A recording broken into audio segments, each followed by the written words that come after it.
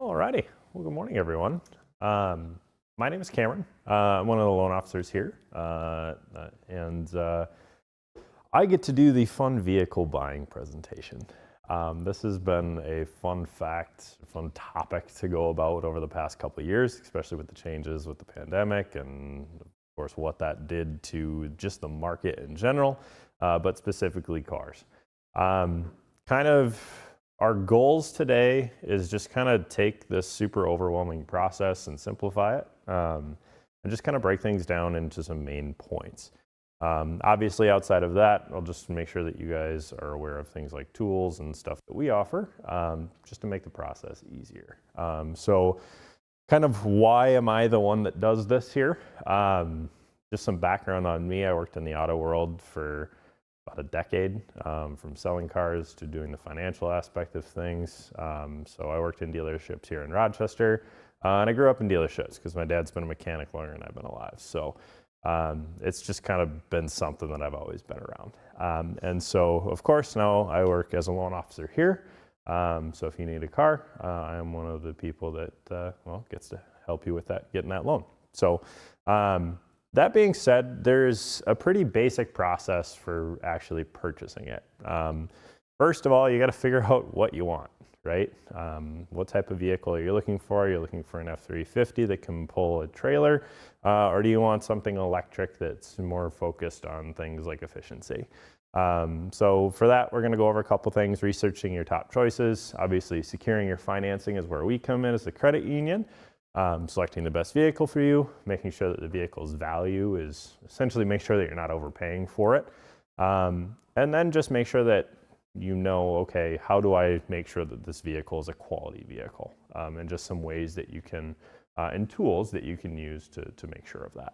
So we'll just kind of get right into it. So first things first, I always tell people, base your decisions on fact rather than emotion. Now, my wife can attest to this. I am terrible at this. I buy vehicles on emotion all the time.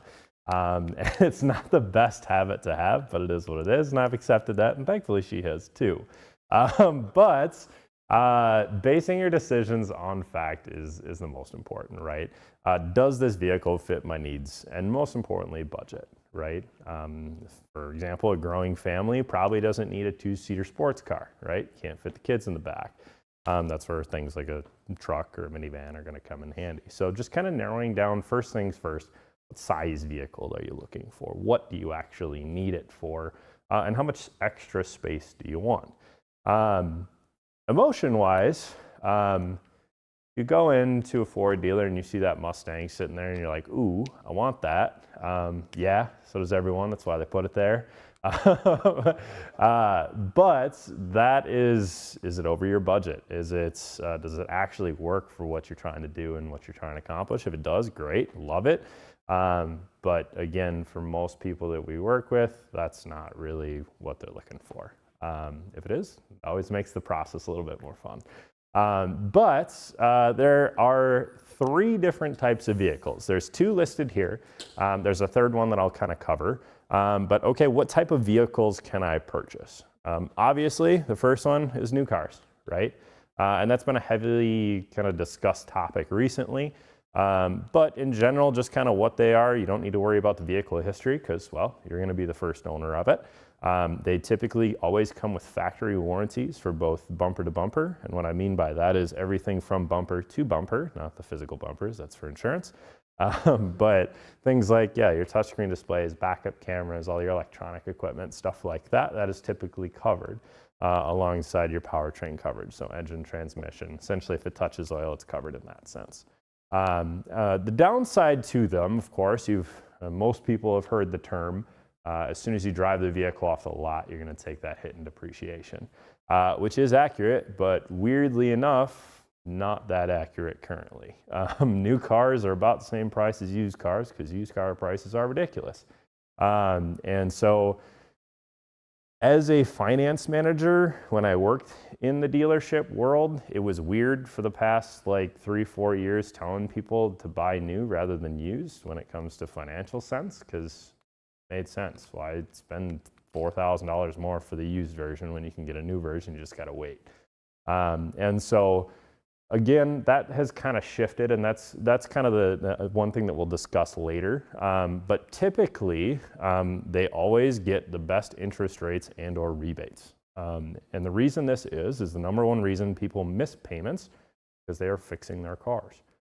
So inherently, a new car is less of a risk for a bank to do a loan on. You're going to get a lower rate because of that. All right. Before I get to used vehicles, I'm going to mention something, and that's that third type of vehicle, and that is a certified used vehicle. Certified used vehicles are vehicles that have been inspected to an additional standard by the manufacturer. So I'm going to use Ford in a lot of this just because that's where I worked most recently, dealership-wise. So for example, let's say, we'll talk about that Ford Mustang again. There's a Ford Mustang, usually it's going to be a couple years old, and it's going to say Ford certified. That means that the Ford dealer, you're not going to find certified vehicles outside of the manufacturer itself. Ford dealer can't certify a Chevy and vice versa. But it just means that it's gone through the additional progress, and it's up to Ford's standards of what they consider to be a quality used vehicle. So essentially there are a couple kind of extras that you get with that. Usually they're going to come with additional warranty outside of the standard factory warranty. They are going to be priced a little bit higher than a standard used vehicle, but that's because it costs money to certify those vehicles. So I know at Ford specifically, anytime we wanted to certify a vehicle, that process was about $1,600.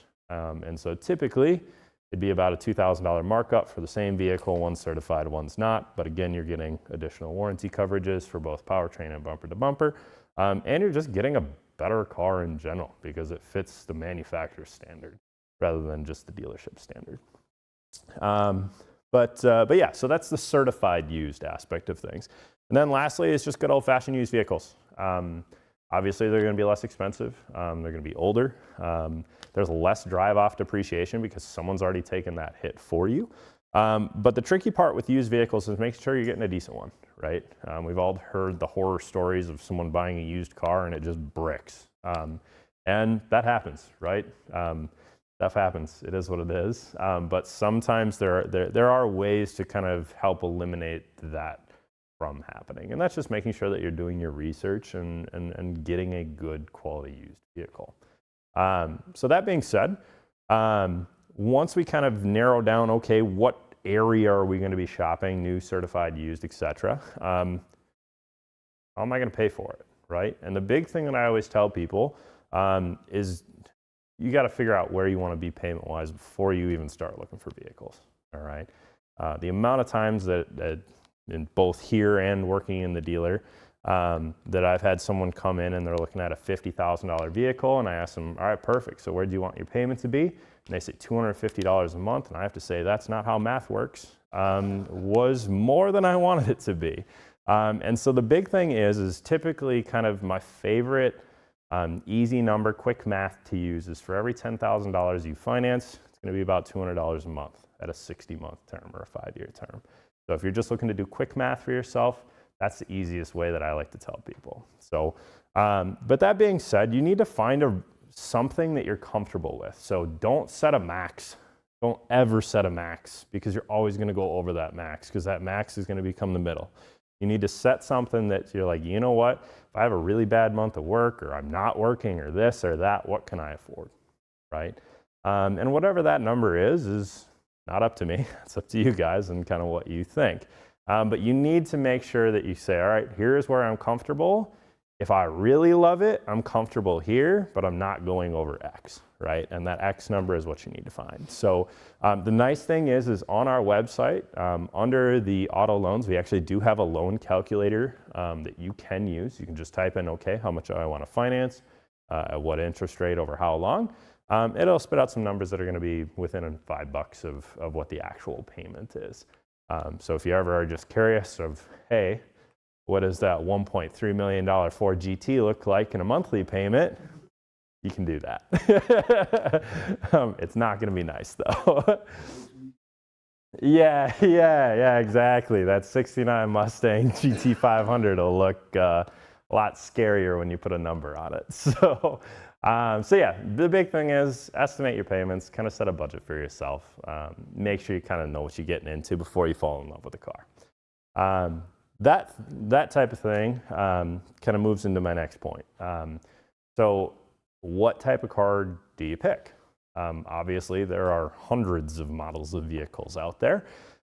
So which one's best? Of course, everyone and their mother has an opinion on which car is the best in the world and this and that. I've had good luck here. I've had bad luck here. One thing that I've always told people is everyone is going to have that opinion, and that's okay. You'll notice based off of who has what opinions, there's trends, right? But at the same time, within those trends, every once in a while, Toyota's going to make a crap car. This is what it is. It's going to happen. Same thing with Ford, same thing with Chevy, same thing with Honda. Every once in a while, you get that one-off that just doesn't work, just because they're not perfect, right? But again, you can kind of do some homework online. Obviously, there's plenty of routes out there. Auto Trader, TrueCar, Consumer Reports are great resources for that. But honestly, just Google it. There are so many articles that people get paid to write on this and that and the other thing. And realistically, you can probably have a decent answer in about 10 minutes of searching. Because you already have your own bias as it is from growing up and this and that and the other thing. But the big thing is reliability, pricing.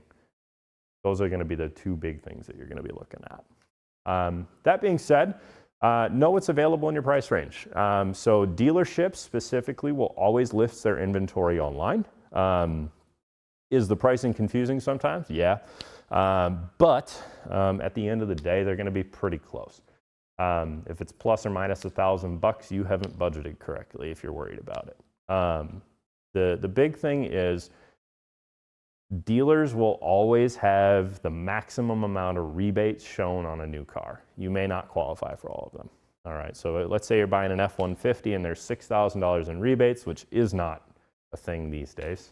Maybe 5 years ago that was a thing, but nowadays maybe there's $2,000 or $3,000 in rebates. You may not qualify for 1,000 or 2,000 of those, but they're going to show it because they have to, because if you do qualify for it, great, they have it. But again, the big thing is at the end of the day, where to shop, right? Dealers, things like Craigslist, Cars Direct, obviously online will give you a million different resources to do that. But the big thing is go drive the car. That is the number one thing that I always tell people. I've had many, many times where people came into my office when I was working at the dealer, and the first thing I asked them, I said, how's the drive? And if they say, I didn't drive it yet, I said, get out of my office, because there's many, many times where people will come in, purchase a vehicle without driving it, and they sit in it, and there's that one little thing that just drives them nuts. Maybe their knee hits this in a certain spot, or this button's in a weird space, and they just don't like it, because it's the little things about the car that make you fall in love with them. And if you don't love that one little thing, it's going to drive you nuts, and it's all you can think about it, even if it's your dream car. All right? I know, because I've been there. I don't fit in Miatas. Doesn't work. It's what it is. I learned my lesson. Fun car, my knee hits spots that hurt. So either way, if you do go and hit the car lots, my favorite thing to tell people, bring a friend, bring someone that you can trust, someone that can maybe keep you level, because it is their job to sell you a car. That is what they get paid to do. That is their livelihood. If you were in the same situation, you'd be kind of annoying like they are, because that's their job, right? So bring someone with you. The big thing is it's okay to ask them questions. Salespeople are exceptionally knowledgeable. If you don't like their answer, go ask a different one. I'm sure another one will be happy to prove that other guy wrong, right? It's one of those things. It's okay to ask those questions, but it's even more okay to just tell them, you know what, I'm not shopping today. You can give me numbers, you can do everything, but I'm not signing anything today. And that's all right. But from being in the dealership side, if you have a salesperson that has done everything that you want them to do and you go back and you buy from someone else, shame on you. If someone helps you out, make sure to go back and buy from them, all righty? Because they've earned it. They've done the work. They've helped you out. But again, it's okay to say, you know what, no, I'm just kind of looking, I want to drive a couple cars, because again, that's where everything starts, all right? That being said, once you kind of figure out, all right, this is kind of the vehicle that I wanted to purchase, how do I buy it? The amount of people that always came in and figured out a car and then were like, wait, how am I going to pay for this is tremendous, right? It's insane to me that someone would go even shopping for cars without thinking about how they're going to pay for it. But the nice thing is with our pre-approvals that we offer, they are good for 90 days. And we say, hey, you're good to up to X amount, right? And that just gives you room to shop. Usually if you're over 800 credit score, you're good to buy up to $60,000 worth of vehicle, right? If you buy 20,000, great. Buy 40,000, great. Buy 60,000, great. Buy 70,000, probably talk about it, but great, right? It's just kind of depending on what you can afford, right? But the nice thing is that eliminates a lot of the stress of it, right? Because as someone who was a finance manager and a dealer, we were the bad guys. We were always the bad guys. We were the ones that, obviously the car dealership dealerships did not have great reputations back in the day. Thankfully, the internet has kind of made that a little bit better with being able to see prices of everything immediately. But once you have that pre-approval, you kind of don't need to worry about how you're going to pay for it, right? Because you already know, right? You're like, I'm just going to finance through mail, call it a day. The nice thing is, we're not always the best, but that's okay. I'm a firm believer in going with the lowest number, all right? And that'll kind of bring me to my next one, which is dealer financing. Now, dealerships have wholesale relationships with banks, which means that let's say I was still working in the dealer, you came in, you purchased a vehicle, you wanted to finance through the dealership. I'm gonna send it to about 4 or 5 banks that I know can be competitive and give you the best rate while paying me the best. Right? So that being said, they may be able to offer you a better rate. If they do, great, take it. If you don't want to take it because you know what, I'm okay paying the higher rate if I can finance with mail and keep all my money in the same place, great too, that's fine. You do you in that sense, but money's money. Now, one thing that is becoming more and more common is manufacturer financing. Now, what I mean by this is if you are shopping in new vehicles, again, I'm going to use Ford because I just talked to some of my buddies the other day who are still working there. There is promotional financing on F-150s right now.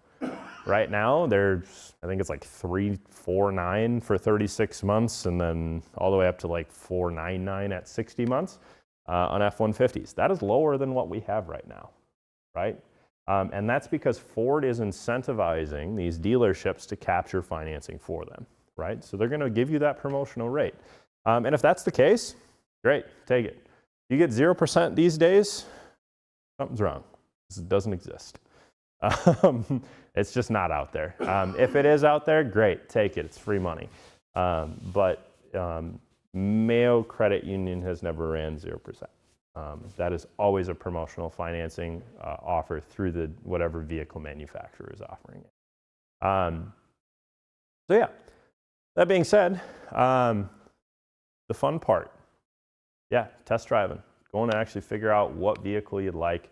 Like I said, bring a friend. It's okay to tell the salesperson, you know what, I'm just looking today. I'm just shopping around. But that should be the fun part. If the vehicle is just a form of transportation for you, fine, that's fun. Still drive the vehicle, still make sure that you love it, all right? That being said, verifying the vehicle value. So the dealerships, and private parties will have an asking price, and it's your job to do the research to make sure that that is a fair price. Now, the beautiful thing about the internet is it has kind of leveled that playing field. If I want to shop for a Ford F-150, I can go into Google and type Ford F-150 for sale, and it's going to give me about 3 billion different answers immediately, right? And dealerships know this, right? Which means that that's actually why a lot of them have moved to a non-negotiation pricing format because they know that they need to be competitive in order to sell vehicles. So they're going to give you a fair price. It may not be the best price in the area, but it will be a competitive price compared to what else is out there.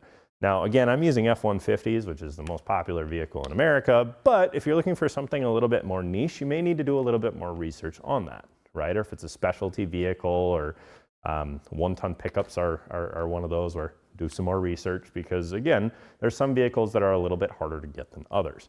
But there are a couple popular websites that you can use to do this. Auto Trader, Cars.com, CarSoup, FindCars.com. I will throw an Auto Tempest into that one too. That is a great one. And just look at other vehicles that are same trim level, same miles, stuff like that, and just make sure that the pricing is pretty accurate. Most dealers that are using the non-negotiation pricing format will not negotiate on the price, surprise, but you can get them on the trade. You can always negotiate the trade, so keep that in mind. Because that is where they can move. There are no rules on that. So I know in the dealership, whenever we needed to make a deal happen, the trade was always where it happened. And so if you feel like they're not giving you enough, that's where you can pressure them, but they are within their right to say no. That's on you. So keep that in mind. That being said, private party is where this becomes a little bit trickier.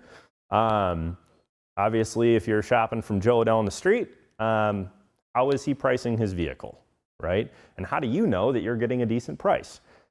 These are the resources for there. Now, Black Book is one of them. NADA is on there. They were actually just recently purchased from a company called J.D. Power. So J.D. Power is now NADA. And essentially what that is they take the collective like sales price and trade-in value of dealerships all over the country, and they give it an average price, right? And so if you're purchasing 2015 F-150, you can go to J.D. Power, and it's going to give you what a good price for that is, what an average selling price is, and you're paying way too much for it type of number. So that's a good resource that you can use to just kind of make sure that the value is there for it. Now, on new cars, verifying the vehicle value gets a little tricky because new cars are new cars, and there are some that are a lot harder than others. So, for example, my favorite one right now, there are two companies out there that make vans.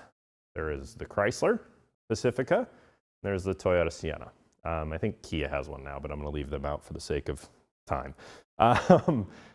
Those vehicles right now are taking about 1.5 years for dealerships to get. And typically, those you have to order, right? So if there is a new one sitting on the lot because Joe decided, you know what, I can't afford a vehicle right now, I'm just going to let the dealer have my order, it's not going to be priced normally, right? Because the dealership has every right to ask what the market price is for that. So typically there is going to be a markup on that. Right now, MSRP on vehicles, or the manufacturer's suggested retail pricing, is a good price for a new car. In a Toyota Sienna's case, it's probably going to be $5,000 over that, because that's what the market demands. If you want to pay for that, great. If not, you can wait for your order, right? And the dealerships know this, and they have every right to ask that. You have every right to say no. You have every right to say yes. Again, it's up to your financial situation and what you want to do with that. But that is a question that I get quite often nowadays. Should I pay more than MSRP for a vehicle? You do you. If it's smart, great. If it's not, and you still want to do it, it's on you. So that being said, on used cars, research the vehicle history. A lot of dealerships will have Carfax available directly on their website. Now, Carfax is a website and program that if a vehicle comes in, it gets an oil change, dealerships will report that to Carfax, and it will show up as on their history. So it'll say, serviced at blah, blah, blah on blah, blah, blah date with X amount of miles, right? And this is just a good way to check maintenance history on vehicles, right? It will also show things like accidents or damage. Now, I separate those two because damage is different than accident, right? Accident is it was slippery and I ran into someone and rear-ended them, right? It's going to show on there front-end damage on the vehicle, accident, and it's going to kind of show some areas on the vehicle where that vehicle was hit. And again, that's only going to happen if it was fixed by the insurance company and whatnot. Now, that typically does lower the value of that vehicle because it has been damaged beforehand. But there are also some that it was especially annoying on like certified vehicles because we could certify a vehicle with damage. That's if like, I don't know, you back into a bike and it scratches the bumper, right? That's not an accident, but in order to get the bumper fixed, you got to replace the bumper. In order to get the bumper replaced, you got to go to a body shop and they're going to report that to Carfax, right? So if it just says damage, minor, it's fine. As long as it's been fixed properly and it's reporting properly and it looks fine, you're going to be okay. But if it says accident, take a little bit of more of a look into it.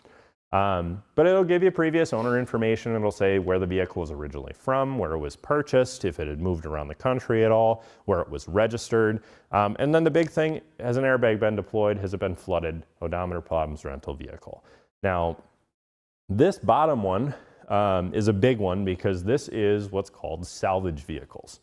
So salvage vehicles are vehicles the insurance company does not want to fix because the damage is too great to fix them. Now, there are a lot of companies out there that take these vehicles and they are able to fix them properly and to meet a safety standard that the state decides. You can definitely still buy them. They are inherently cheaper, typically by 30 to 50%. And sometimes you can get a really good deal on them. There are a couple nuances with that, but we'll go over that in a second.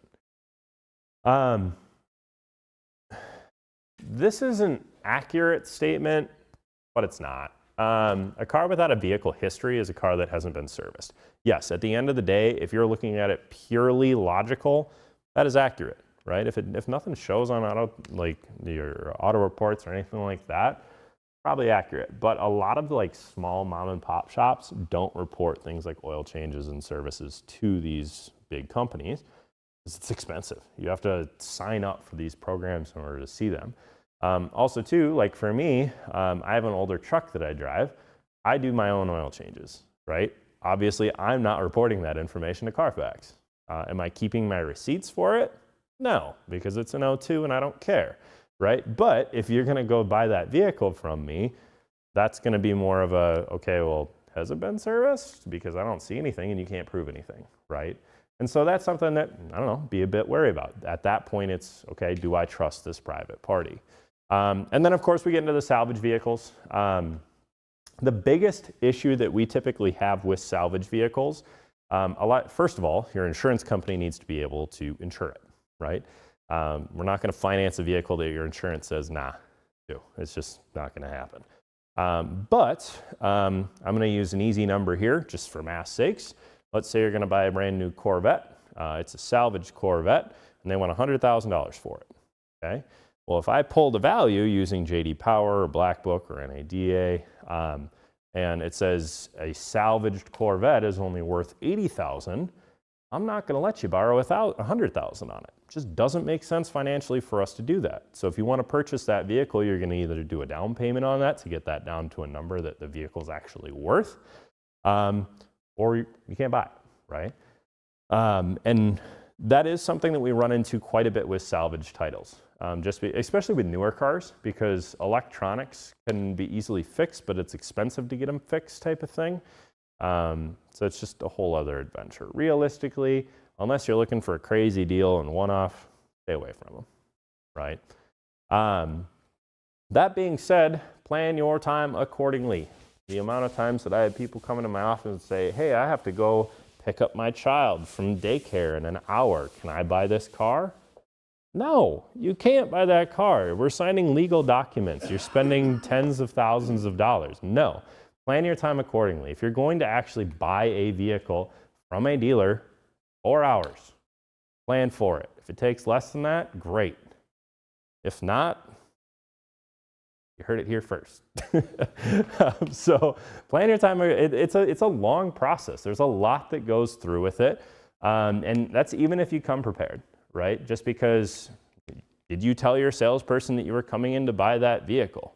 No? Perfect. It needs to be clean. It needs to be detailed. They need to make sure that that vehicle is presentable. The vehicle's got to have gas in it, so they got to go do that. Right? Do you know how to use the vehicle? Well, you probably know the basics, but each vehicle has its nuances, and the salespeople want to make sure that you know everything about your new car.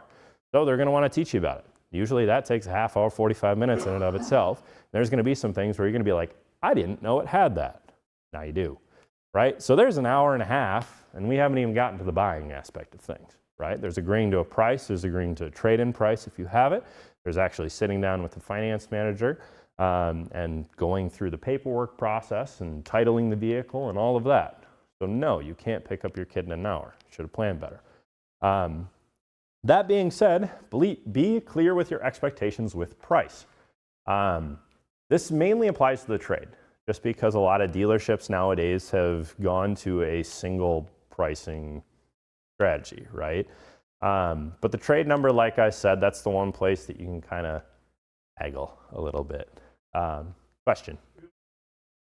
Yeah.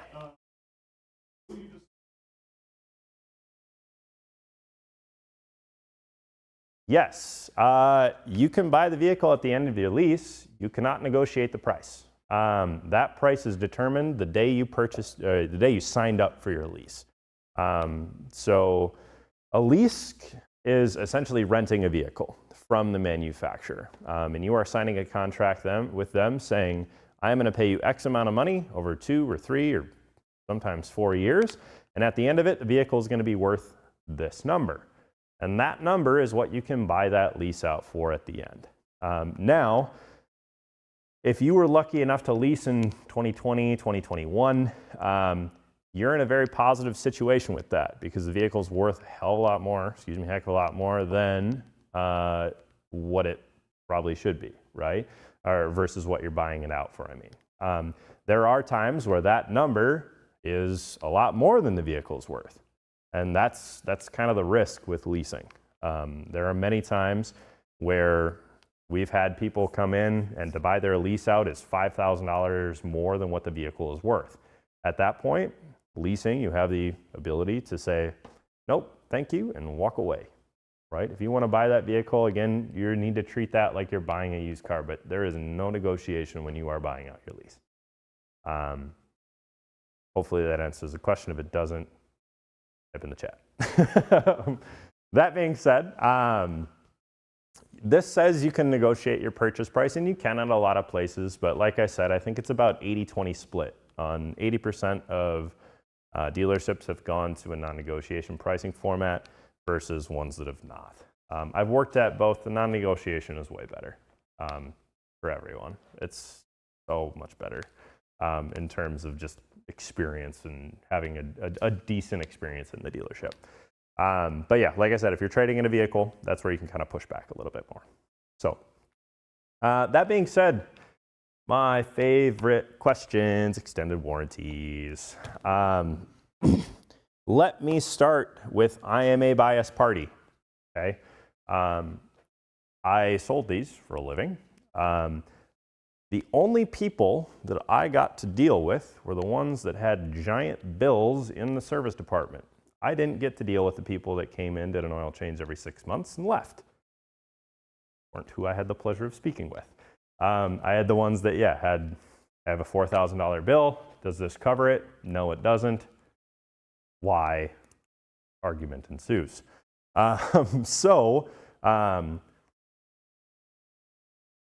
An extended warranty or vehicle service contract is a program that you can purchase directly through the dealer. You can either purchase it through the dealer with a third-party program, and also some manufacturers offer manufacturer extended service contracts.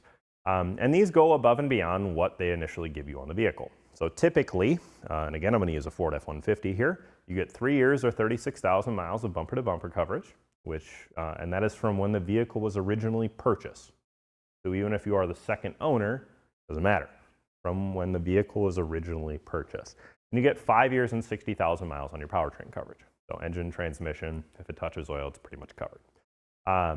These programs, you pay money to extend those out to a time frame, or mileage that fits with your driving habits. And essentially what they do is they cover it. They just make sure, okay, if a touchscreen goes out, you're gonna pay a $100 deductible, but we're gonna pay for the rest, right? If your motor goes out, great, we'll get you a new motor, you pay your deductible. Transmission goes, same thing. And essentially what this is, nowadays they're typically 3,000 to 4,000, I'd say, on a new vehicle, or 2015 plus. But it's just kind of that peace of mind aspect of things. Now for me, I buy them on every single one of my cars because frankly, I just don't want to deal with it. I don't want to deal with it. But I know that I'm going to pay for that, right? And that's going to be a monthly thing for me. So when I had a loan on my vehicle, that was about $50 a month that I paid. to have that service. And then once I paid that vehicle off, that service still continues until the contract date expires. So for me, I did 8 years and 100,000 miles because that was about what I drove per year on my vehicle, and I wanted bumper-to-bumper coverage because I knew that that touchscreen was about $3,000. And I just didn't want to pay that out of pocket. I was like, you know what? I'll pay for that over monthly, call it a day. Now, there are other people that are like, absolutely not. I will never buy one of those. Cool. Great. You do you, right? There's no issue going one way or the other. It's just kind of depending on what risk level you want to be at. If you want to do that and you want to pay for that out of your pocket, and you're like, you know what? I save $50 a month, and at the end of the day, that'll pay for whatever I need. Fine. That's great. You do that. That's fantastic. Typically, there are other packages that like the dealership offers, whether that be glass coverage, which Minnesota insurance, you get free glass coverage. Don't ever do that.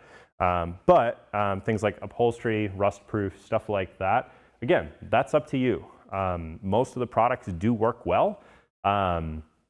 Some may have minimal effects versus if you have a cloth interior versus leather interior, right? If it's a cloth interior, it's going to inherently get more dirty, okay? Well, one of these programs will clean that for you, or at least reduce that dirtiness, essentially. If you want to do that, that's great. But the big thing is you got to decide that. We can't decide that for you. Question?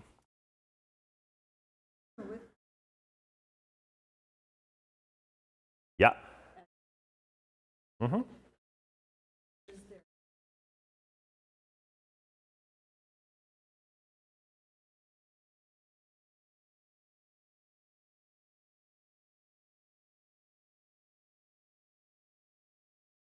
So the question is with the amount of electronics, back cameras, touchscreen displays, stuff like that, do you see those, like what breaks type of thing?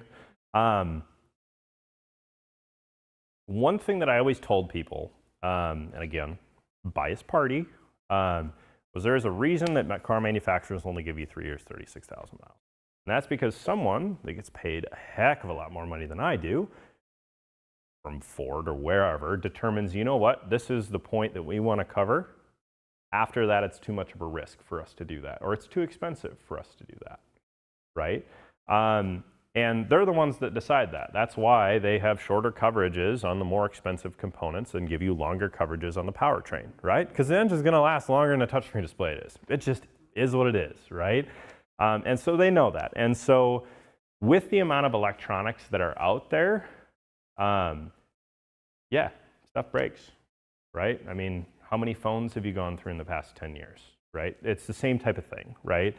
There's always going to be constant upgrades. Eventually, they're going to become slower. And with constant use, and especially in Minnesota, where you got 110-degree days when you get in your car sometimes, and then 6 months later, it's -20, right? If you stuck your phone in the snow for 3 hours, it's probably not going to do too great, right? And so, yeah, just because there's going to be more and more and more and more electronics, you're going to see more and more and more electronic breakages. And typically, those electronics that are in the vehicles are not made by the manufacturers.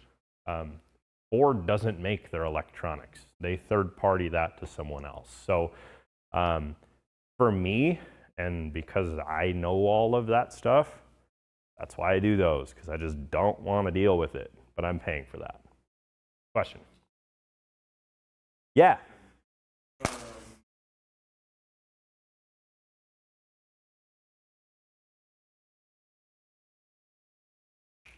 Number 2, done deal in black and white. They gave you the price that you could buy that for when you initially leased that vehicle.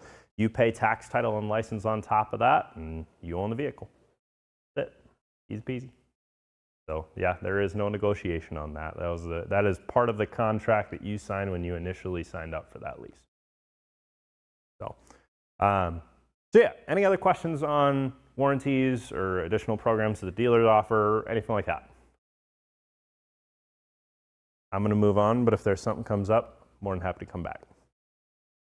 I'm skipping this one. It's dumb and it doesn't apply.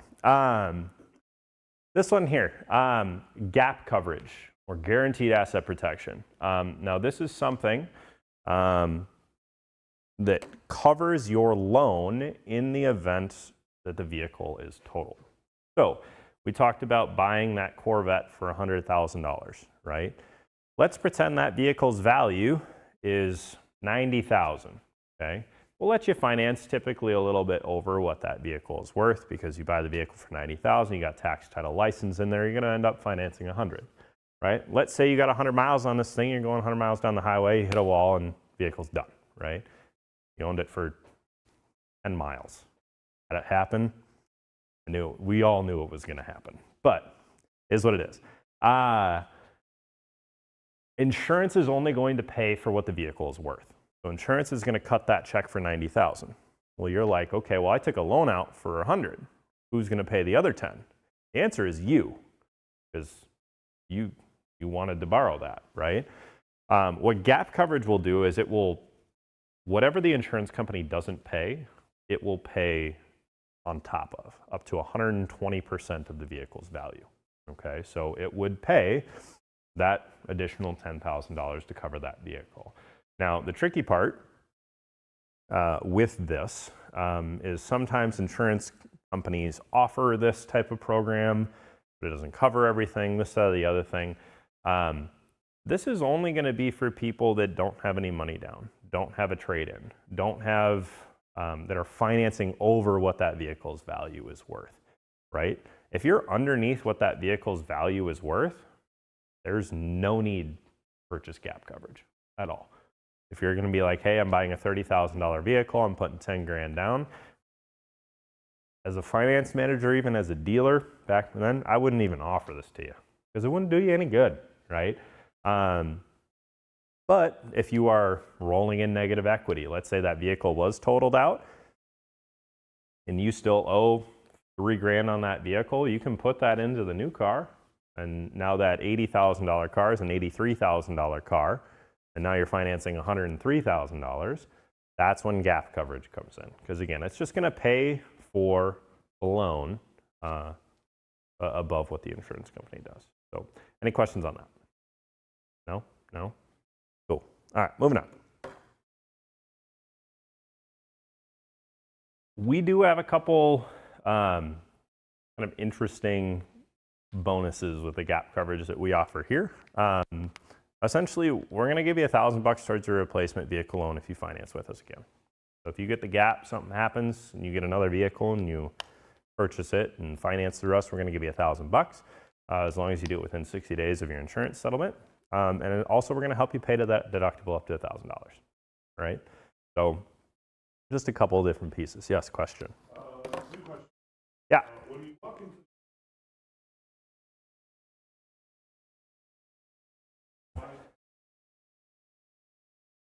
You want, but they're going to take that number and add $100 to it and sell you that. Because again, that's their job, right? They're not trying to be malicious in any way, shape, or form. Their job is to sell you a car. Typically, this is why I always say figure out your budget before you even start looking for vehicles, right? Because if you go in there and say, hey, you know what, my budget's $400, the amount of people that came into my office and said that and then walked out of there with a $600 payment happened weekly. It wasn't a surprise because it's only worth what you see value in, right? If you see the value in it, you're going to pay for it. And so if they ask you what your budget is, that's when you need to know, hey, I need to do my research and I need to say, yeah, I'm looking at Pathfinders or I'm looking at F-150s, specifically the XLTs or the Lariats or the XLs. At that point, before you go into the deals, you need to know what you're looking for, right? You can't go in there blind, right? If you go in there blind, that's just you being dumb. You need to go in there, make sure that you kind of have done that research a little bit. If you want to tell them, hey, I'm looking at around a $400 a month payment, in the back of your mind, you should be, okay, $500. That's where I'm going to end up at. Because that's probably where you're going to end up at because you didn't take into consideration tax, title, licensing, stuff like that, right?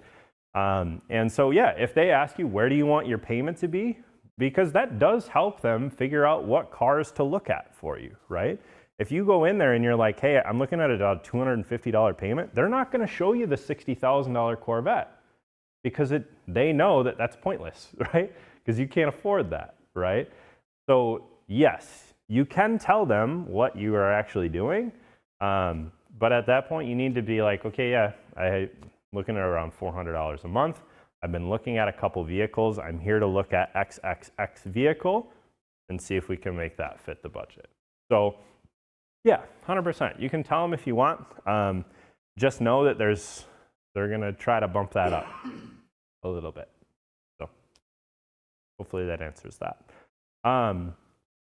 In terms of actually like getting a pre-approval, how do I start the process, right? Where to begin?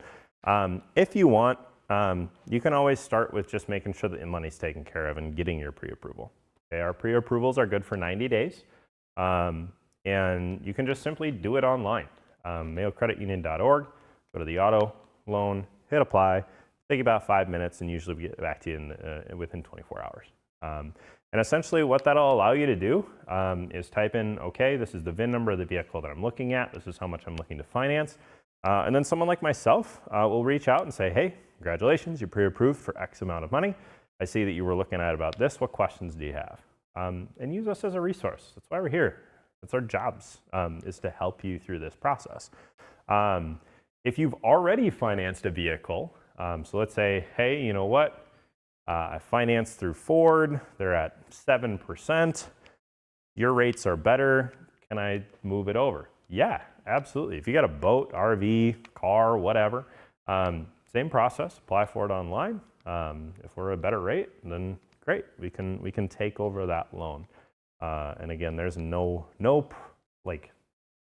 cost to any of that.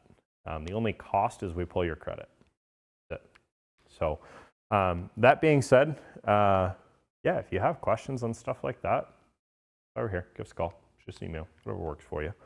But any other questions? Yeah, shoot. Yeah, to where?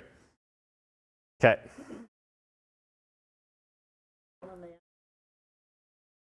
Yeah, where you want your payment to be. Yep. Great.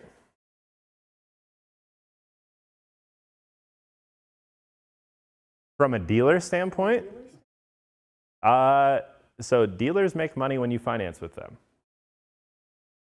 Take that as you will. Yeah. Yeah.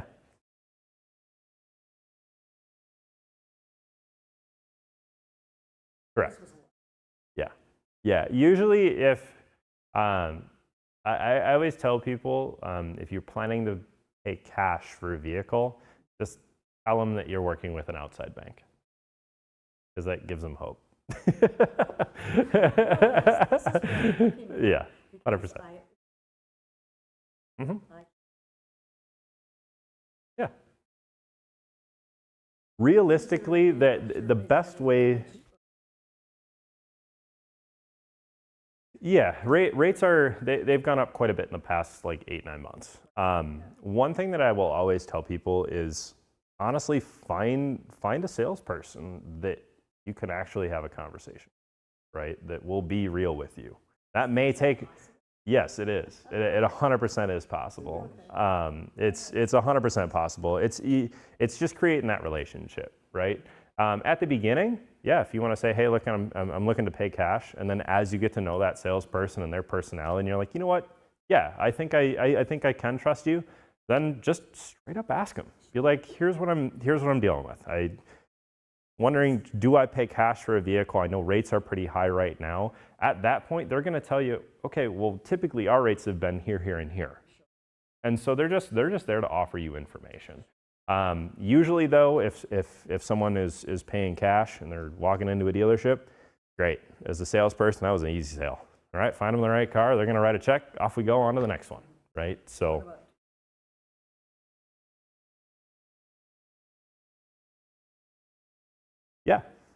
Yeah, that's actually a great question that we did not cover. So that is trading your vehicle in versus selling it private party. You will always get more money if you sell it private party.